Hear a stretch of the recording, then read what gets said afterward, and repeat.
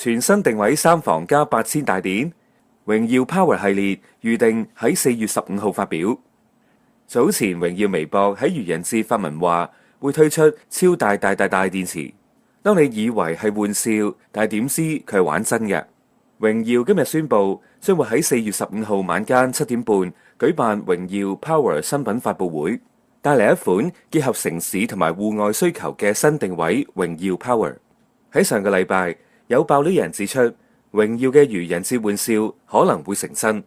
今日榮耀就宣布發表 Power 系列。榮耀產品線總裁方菲透露咗榮耀 Power 嘅設計理念，指戶外並唔限於荒郊野嶺，日常出門亦都屬於戶外活動。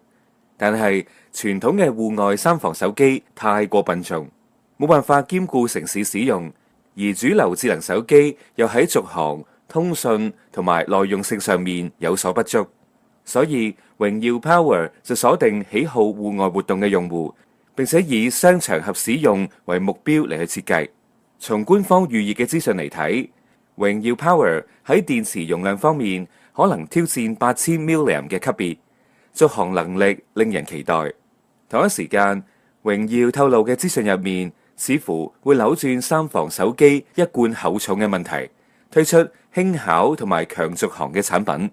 從榮耀釋出嘅宣傳圖嚟睇，榮耀 Power 擁有雙打孔大螢幕，同榮耀數字系列嘅風格相似，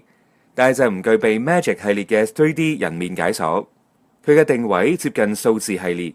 有內媒推測佢嘅價格唔會太高，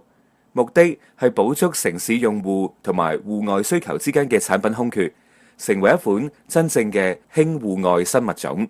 今集嘅 ePrice 新聞就嚟到呢度，我哋再會。